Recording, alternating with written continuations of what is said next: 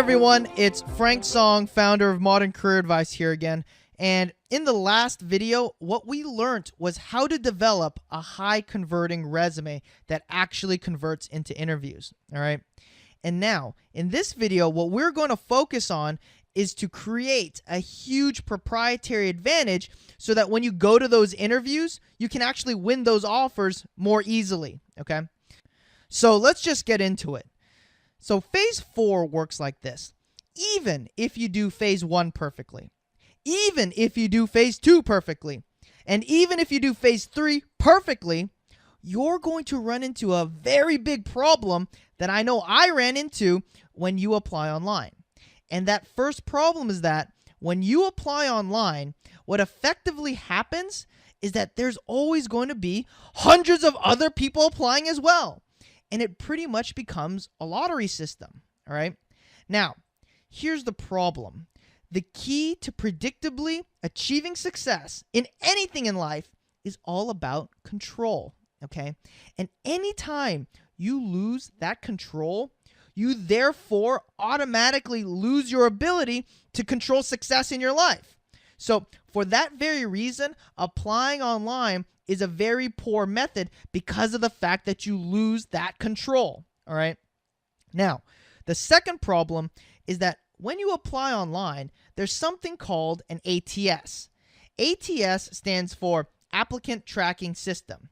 And as you can imagine, if you're an employer and you're getting hundreds of applications for every single job that you post, it actually becomes pretty difficult and pretty time-consuming for people to screen each resume. So one of the common features of an applicant tracking systems is that they filter resumes that they receive based on keywords, based on skills, former employers, years of experience in schools attended, okay? So even if you developed a superior solution in phase 2 and have a great high converting resume when seen by a buyer, your resume may never even see the light of day, and no one will ever know about you because of the applicant tracking system's arbitrary filters, all right? Now, third is this. Even if you make it through and the HR person sees your resume, you're going to have a much bigger problem, which is this. People in human resources are actually put in a pretty difficult position, all right? And the reason is because they are being asked to make an initial buying decision. However, they are not actual users of the solution, all right? Think about it like this. If you gave somebody who isn't close to you the instructions of, hey, buy me the best shoes, what do you think would happen? It would probably be a disaster, right? Why? Because best is relative, right? So even worse, if you aren't familiar with that person, you probably might buy the wrong size. You probably will buy the wrong color. You probably will buy the wrong style. But how could you blame them? Since they're not the ones wearing it, they're not you. How would they know which was truly the best pair? Okay? The same thing happens here. HR people are not users of the solution.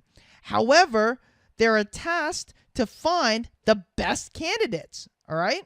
Do you really think that someone in HR who's reading your resume would say something like, oh yeah, we should really interview this person for the position because of the fact that he understands how to choose the correct technology stack? For example, I think he's going to do great in the role because of the fact that he chose to create his application using a Linux, Apache, MySQL, and PHP technology stack over a WAMP technology stack which utilizes a Windows-based operating system. Of course not, right? Or how about, oh yeah, I think she would do really great in the role because of the fact that she completed 2 take-private deals, 2 follow-on financings, and a shareholder rights plan. And the best part is that she's actually built a fully integrated 3-statement financial model in addition to a leveraged buyout and discounted cash flow model. And wow, she's really experienced in granular bottom-up revenue builds. Let's invite her to the interview. Of course not, right? The problem is that there is a psychological condition that you have to understand about human beings, which is called heuristics. Heuristics is the psychological term for when human beings are faced with complex decisions, such as understanding you as a solution, right? And what ends up happening when they're faced with those complex decisions is that they start to favor shortcuts and arbitrary metrics that they're familiar with to decipher what is better and what is not. For example, they're going to start looking at how your resume looks, school name, recognizable past companies that you've worked at, or similar sounding titles and keywords, and etc. Right? So it's best to just avoid HR altogether. Okay? Now, the solution to all that, and I cringe when I say this, is networking. Okay? And the reason why I cringe when I say networking is because so many people are so misinformed as to the proper techniques in networking. So, let me start by describing what networking is not. Okay? Networking is not shaking hands, exchanging and collecting business cards. It's not going to job fairs and meeting recruiters and HR people. It's not asking your friend to pass your resume along to HR. That's not what networking is, all right? And even worse, sometimes I hear tool bags who like to brag about, hey, you know how many coffees I get a week? Hey, you know how many LinkedIn connections I have? Or how many important people I know? Cool story, brah. I don't care how many coffees you get per week, or how many LinkedIn connections you have, or how many important people you know. Now, all that stuff is fine if you're networking for personal purposes, all right? But I'm assuming that if you're here right now, you're not trying to network to be a cool guy, okay? I'm assuming you're here to land offers. Good, then you're in the right place. So if that's the case, then coffees per week and number of LinkedIn connections is a stupid metric to track. And as it relates to networking, I only care about one metric, which is this: where's the yield? Where are the offers? Okay, so when we talk about networking, it needs to allow us to accomplish three important goals. Okay, and if it doesn't help us accomplish these three goals, then it's useless. All right, so first, it needs to allow us to land offers that we otherwise couldn't have.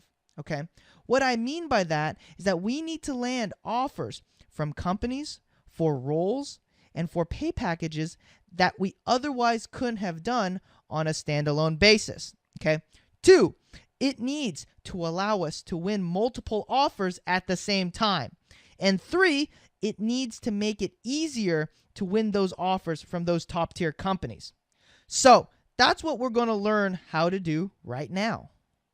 So people are always asking me how my clients and I are able to win so many offers, okay? And the problem is that people actually don't understand where offers are made, okay?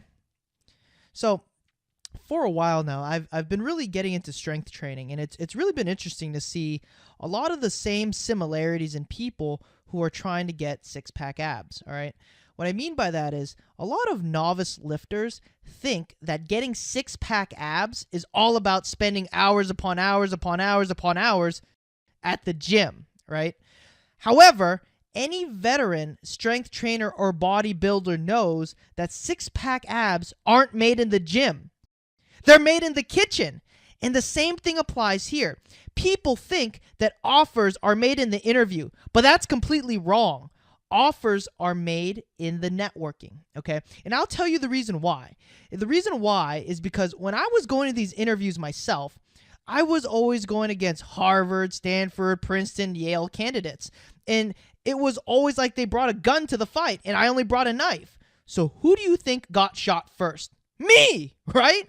Then I read all this advice about dressing better, talking better, looking people in the eyes more, having more succinct answer, wearing a blue suit versus a gray suit because of etc. reason, and all that other crap, right? But the problem was, basically, they were telling me to bring more knives to the fight. But no matter how many knives I brought, I was always going to get shot first. So I started to realize that if I wanted to land these offers, I had to win them way before the actual interview. I had to stab my opponents in the back and defeat them way before they even realize the fight is going on, okay? That's what you have to understand, because I started to realize that anytime I went head to head against somebody with a gun, I always got killed. So I had to beat them way before they realized we were even about to fight. Now, let's take all of that and bring it down to ground level, okay? So basically, there are two types of interview processes. There's a competitive process and there are exclusive processes, okay? So let's get into it. At one end of the spectrum, you have competitive processes. These are interview processes where there is for sure a job posting up. They are accepting new candidates to interview for the role, and there are a ton of other candidates who are currently competing for that job. And last, you don't know anyone working at the company. This interview process is pretty much what everyone does, where you just kind of show up like Joe Blow at the day of the interview and say, "Hey guys, I'm here to interview." And that's the most competitive and low probability interview situation, okay? Then a level up from that, it gets a bit better, right? But you're still in a pretty competitive process where the only difference is that you have an internal contact. Then a level up from that is where there may be a job posting, but more importantly, they are not accepting any new candidates, and there are few other competitors competing for the same position. Okay, now, at the very top is the holy grail of everything that we do, which are pure exclusive processes, where there may be a job posting or not, but more importantly, they are not accepting any new candidates. There is no one else competing for the role, and you have a strong internal contact, okay? That's the most exclusive and high offer probability interview situations. Okay. Now, a lot of people think that this holy grail, this exclusive process happens because of luck or because of factors outside of your control. But what you have to understand is that my clients and I are able to consistently engineer these situations to happen, okay? And I use the word engineer very purposefully. The reason is because we use the proper techniques to consistently create dynamics that are in our favor, all right? They're completely controllable. So when you go into your interview, it's already done. We are already the favorite going in. That's why our conversion rates are so high. It's because we purposefully set up the situation for the win way in advance of coming to the interview, okay? Now, I just want to be explicitly clear here, okay? Creating an exclusive process is not easy. Nothing I teach is easy. It all takes effort, okay? However, what I'm saying is that if you're going to put in effort anyways, you might as well set yourself up for the win in advance. And again, these aren't easy to do, but there is real logic and strategy behind engineering these situations consistently, okay? Now, in order for you to do this, you have to understand the 5 unfair competitive advantages that you have to use to destroy your opponents, all right? The first is this. When you're in a fight, especially the fight of your life, you have to hit your opponents where it's going to hurt the most. You have to hit where it's going to create the largest impact. But the problem is that the people that I see networking are hitting in the wrong spots. For example, some people are so focused on networking with HR people or recruiters, right? And the problem there is that first, as we mentioned before, they are actually not natural buyers of your solution and thus will rarely judge you on what matters, all right? Second is, even if you impress them, let's just say it all goes right, okay, and you land a first round interview, that actually doesn't really help, okay? The reason is because landing offers is a zero-sum game. It's binomial. It's either you got the offer or you didn't. There is no prize for getting a first round, second round, or even a final round. It doesn't matter if you made it 99% of the way there. All that matters is if you got that offer or you didn't, okay? And so by networking with HR and the recruiters, you can get yourself a first round. Don't get me wrong. But what advantage did you really get in landing that offer? Okay. Then I see people networking with junior or VP, middle management type of people, and that's even worse because now you're networking with somebody that doesn't even have the power to give you a first round interview, even if they liked you, okay? All they can do is forward you on to HR saying that they thought you were a good person for the role, which doesn't guarantee you anything, all right?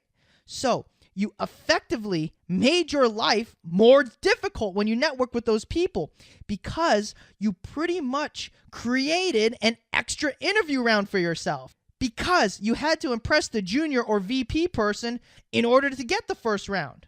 Okay. Now, what my clients and I did was that we only networked with head honchos, okay? So specifically, we networked with the people at the top of the actual departments we wanted to work in, like directors, senior vice presidents, and C-level executives. And the reason we did this was because the risk-reward profile was in our favor. If we go to the head honcho, what's our downside? The worst case scenario is that the head honcho would forward us on to HR, right? Well, we didn't lose anything because we would have landed there anyways, right? So from a downside standpoint, we lose nothing, right? Now, what's the upside? The upside is that not only does the head honcho have the authority to bring you into the interview without needing to consult anyone else, but when the head honcho brings you into the interview, you effectively create a huge proprietary advantage and set yourself up to win the offer way before the interview actually happens, just by virtue of coming into the interview process through the head honcho. Think about it like this. If your big boss who heads your department came to you and said, hey, I had a chance to talk to this guy the other day, and he seems like a really great fit for our team. Why don't you have a chat with him and see what you think, okay?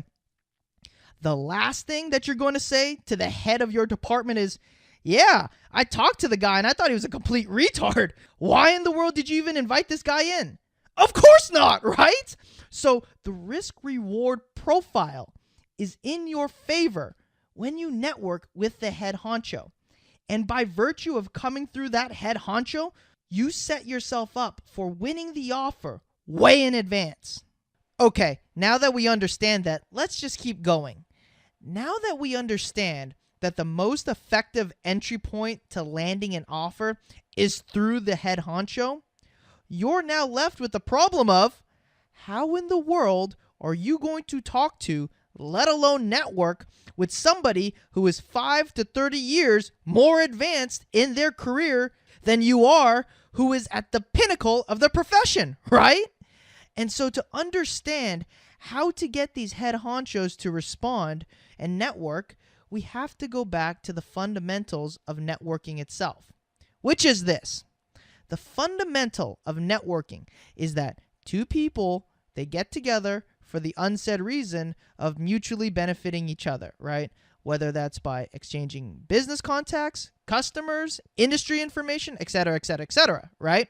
Now, the problem is that some people say, hey, Frank, I don't have those contacts. I don't have any industry information. I don't have customers to exchange with. I don't have anything of value to really network with this guy about, right?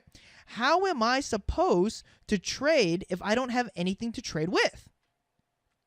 Well, if you use that logic, then you're 100% right. There is no way I can argue with you. That's correct. Okay? You don't have any contacts.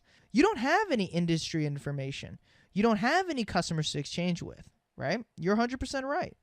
However, you have something very powerful that you can use to barter with. And this is where you have to understand the fundamentals of human psychology, okay?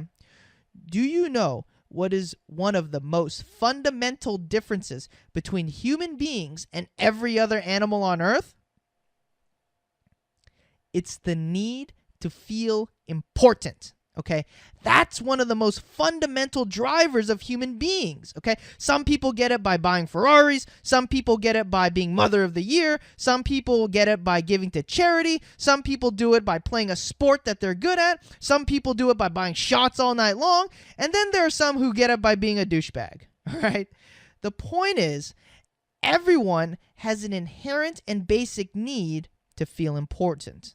So, what people don't realize is that I use this fundamental need to feel important as an effective bartering tool in networking.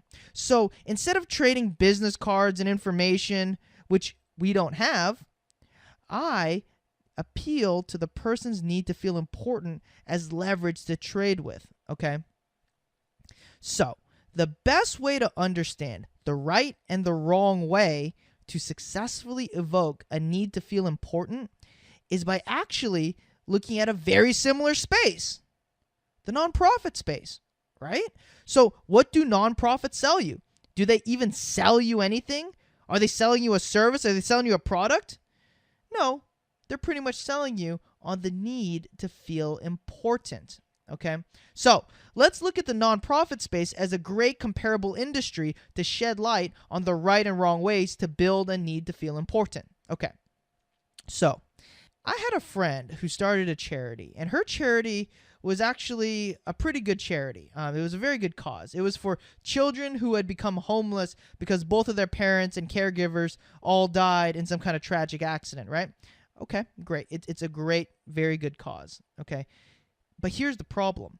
Every time somebody asked her about her charity, she described who it would be helping and what they actually did. But the charity didn't make it. It didn't last for long. Why not? Right? The issue was that she was so focused on relevance, okay, to get people to donate. She was so focused on getting people to understand that person's position. The problem is that the only person that is going to want to convert and donate when you use relevance are people who've actually been in that position before and actually feel some relevance in their own lives, right? But how large of an audience will that really be, right? Okay, now converse this to people that focus solely on evoking a sense of need, right? Homeless people. What do homeless people do? Oh, please, sir, give me money, blah, blah, blah, blah, blah. Please help me, right? Have you ever seen $1 billion homeless person yet? Of course not. Now, let's take a look at who's actually killing it in the nonprofit space, right? The Red Cross! The Red Cross did it right. If you really analyze and look deeply at the Red Cross's marketing, you can see that the reason why they can sell the need to feel important so well is because they actually intertwine relevance and sense of need. Now, here's the thing. Their ability to correctly intertwine relevance and sense of need together is actually one of the most difficult things to get right.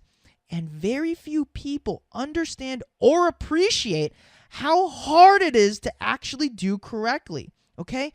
Really take into consideration for a minute this. The lifeblood of any nonprofit is donations. And out of the thousands and thousands and thousands of charities that fail every single year because of the lack of donations, the Red Cross has survived for over 100 years, right? And is a huge $3.5 billion organization built on their superior ability to get donations by evoking the need to feel important out of people, okay? But now, it took the Red Cross decades and hundreds of thousands of dollars to perfect that message, all right?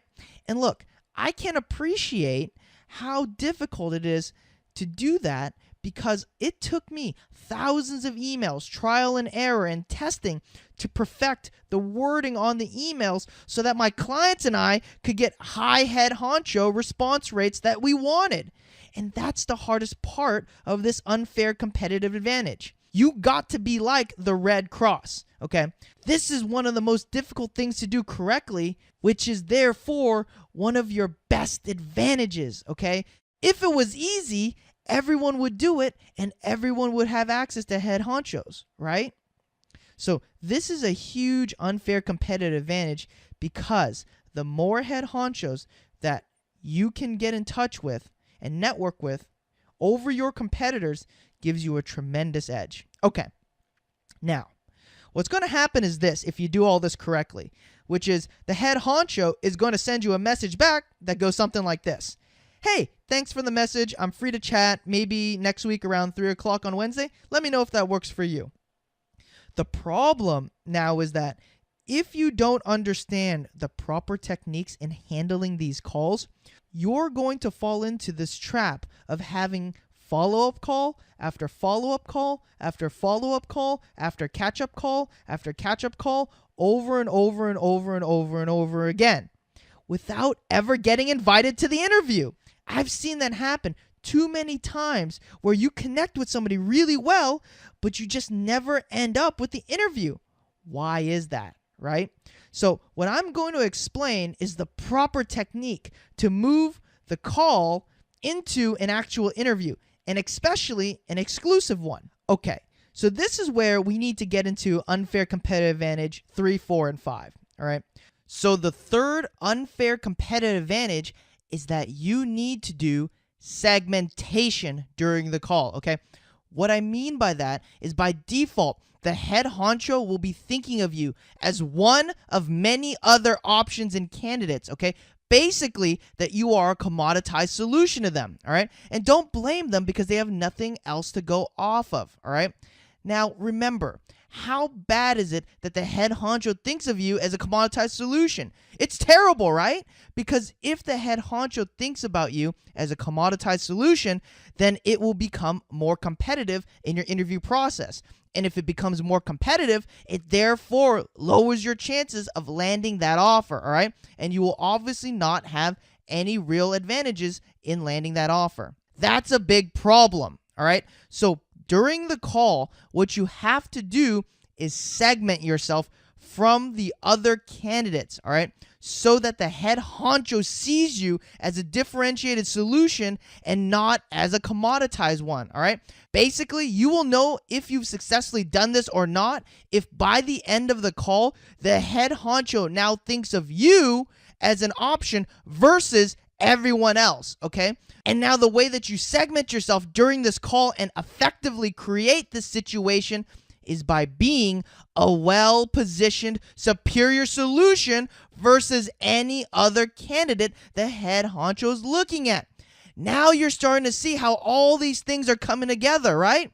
That's why in phase 1, in phase 2, and phase 3, where you needed to identify the correct size target market, then develop a superior solution, and then correctly position yourself was so important because your competitors are not doing that, all right? And when you effectively do this, you actually segment yourself naturally because you've already put that groundwork in there and they have not, all right? Phases 1 through 3 was just the background work to avoiding commoditization. This call is where you actually have to use it and start segmenting yourself so that when they leave the call, they think of you versus everyone else, all right? So, now the fourth unfair competitive advantage you need to do is this. And this is where we need to expand our understandings of enterprise sales, which is this. In simple sales cycles, there is a low visibility of failure, okay? For example, if you accidentally bought a pink toaster on the internet, who would see your dumb mistake? Probably just you. Okay, fine. Now, converse this to enterprise sales. A common characteristic there is that there is a high visibility of failure, right? For example, if you hire an idiot, who's going to know? A ton of people. It's hard for people working in the office not to see the idiot when they have to work with that person. And of course, people will be like, whose idea was it to hire that guy, right? Okay, second thing is this, is that in simple sales cycles, there is low commitment needed to the solution post-sale, all right? So if you bought that same pink toaster, what do you do after you realize your mistake? I don't know. You throw it away or sell it, right? Converse this to enterprise sales, where there's generally high commitment needed from the buyer to the solution post-sale, right? Let me give you an example of this. After you hire somebody, you have to invest a ton of time and effort just training that person and working with them for at least a couple weeks or a couple of months before you even realize they're completely retarded, right? And even if you want to fire them, you might even need to give the person severance and pay them just to leave. So the point is, you are making a high commitment to the solution, all right? So what ends up happening in simple sales is that because of the fact that there's a low visibility of failure, because there's a low commitment needed, therefore, these are low risk deals, okay? However, converse that to enterprise sales, where there is a high visibility of failure and a high commitment needed to the solution post-sale. These, therefore, become high-risk deals. And so when there are high-risk deal situations, you have to use credibility to de-risk the deal, okay? So if you don't de-risk the deal, they will never bring you into interview, okay? So you can do all the segmenting that you want, but if you're not de-risking the deal for your buyer, then they're never gonna bring you in. I promise you that, okay? All right, now, the fifth unfair competitive advantage that you got to do is that you have to gain proprietary information, okay? This is one of the most important and unfair competitive advantages that you can ever get, all right? This call is like if you were back in school and your professor said one day, hey, we're going to have a final, and for the next hour, you can ask me any question and I'll tell you the answers to the test. This is one of the rarest moments where you can actually get the answers to the test, all right? This is one of the biggest and best competitive advantages. And the reason is because remember in phase 2, when you learned how important it was to deeply understand your buyer's problem so that you could build a more superior solution than your competitors? This is where I gain a huge competitive advantage. I don't get it from Google. I don't get it from the internet. Why? Because the last time I checked, all my competitors have access to Google and the internet too. So by me developing these proprietary relationships and gaining access to the answers to the test, how much better do you think I can segment myself and build credibility when all my other competitors had only Google and I had the head honchos walking me through it, okay? That's why this stuff is very important, because if you don't get proprietary information, you're just going off information that your competitors also have. And what kind of advantage is that, right? You want to build a huge competitive moat so that people can't penetrate. Okay, so now I promised you at the very beginning that by using these 5 unfair competitive advantages, you would be able to engineer an exclusive process for yourself, right? Okay, so let me walk you through the mechanics of how it worked and why it worked, all right? So here's the thing. I know that feeling. I know the feeling that you get when you're given the opportunity to sit at the other end of the table and actually interview someone for a job, okay? You're going to inflict all the torture that you got when you were interviewing. Like, people get really excited when they find out they get to interview someone. They're like, ooh, I get to interview someone? I'm going to ask every messed up question I ever got. Like, I'm going to stare somebody down and ask them, so, tell me why the sky is blue. And something stupid like that, right? However, converse this to head honchos. Last time I checked, most 40 to 55-year-old individuals who are at the pinnacle of their career and with plenty of money to pursue their hobbies aren't very interested in making people younger than them quiver in their boots. I think they're over that stage in life, okay? I think they have more important things to do in life than just ask dumb questions like, why is the sky blue, just to make you feel nervous, all right? That's just a hunch. Now, here's the thing. Let's actually walk through the actual mindset of a head honcho when they realize they have to hire somebody. It usually goes something like this. They're like, why do I have to hire somebody? This is going to be a complete pain. I can already imagine what's about to happen. First, I have to talk to the HR and recruiting team, if I even have one, and ask them to put together a job posting. Then it's going to come back pretty crappy. Then my team or I have to spend our precious time reviewing it. Then we have to spend dozens of hours doing the first round interviews. And then we have to spend time discussing who to bring in for the next interview. And then we have to bring all those candidates into the office and spend now dozens of more hours doing a final round interview. Then we have to spend all this time discussing who to make an offer to, and et cetera, et cetera, et cetera. So all in all, my team and I, after the end of this, will have wasted dozens and dozens and dozens of our time just to find one person.